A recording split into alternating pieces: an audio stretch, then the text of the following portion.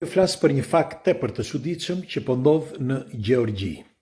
Gjeorgjia është në kufi me Rusinë dhe shpresojmë që mos ndodh e njëjta gjë që ndodhi me Ukrainën. Por çfarë po ndodh aty që po bëhen greva pothuaj për ditë?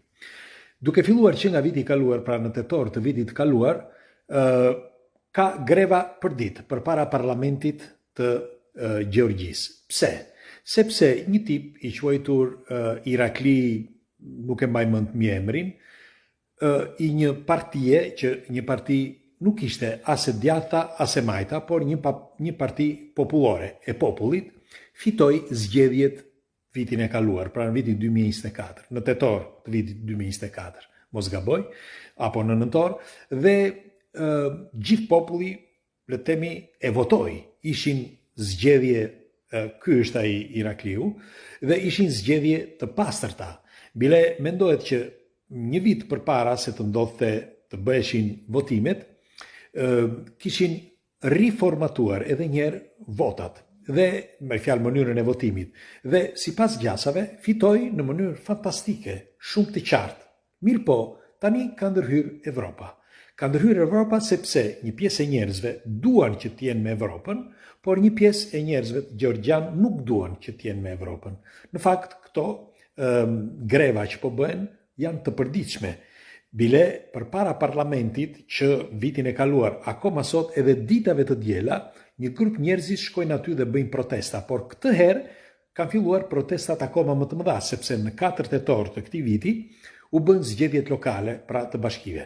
Dhe fituan, pra partia aktuale, fitoi zgjedhjet në mënyrë ekstravagante, perfekte, bile deri në 80%, me një fjalë, po thuaj, e mposhti çdo gjë që mund të ishte përpara tyre si një parti rivale. Dhe tani nuk dihet se si shpërthyen këto grevat, sepse një grup të rinjish nuk duan që të i shkëputen nga Evropa, sepse sipas gjasave kjo partiere që ju thash që nuk është thjesht popullore, nuk është as e majt as e djathtë, tregohet që po largohet gjithmonë më shumë nga Evropa. Dhe tani, me këto përzierje të mëdha dhe me këto greva të përditshme, kanë muaj këto, me gaz lotësjellës, ka njerëz që kanë humbur jetën etj. Unë shpresoj që të mos ketë një përleshje, sepse këtu, siç e dini, këtu është Rusia dhe këtu është Gjeorgjia. Dhe padyshim do të ndodhin probleme më të rënda derisa ta çojë Gjeorgjin në luftë.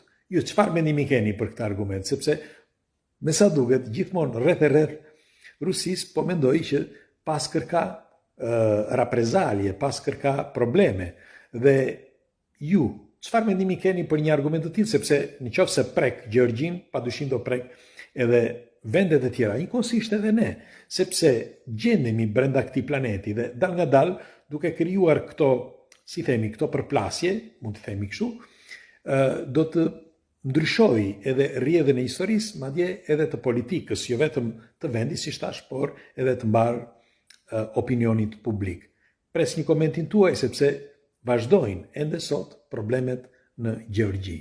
Kush është, padyshim nesh ka dhe ekspert, por kush është më i informuar, le të na japi disa informacione më të detajuara. Kalofshi bukur.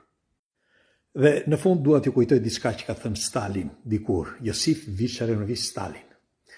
Nuk ka rëndësi se kush voton, e rëndësishme është ata që numërojnë votat. Kalofshi bukur.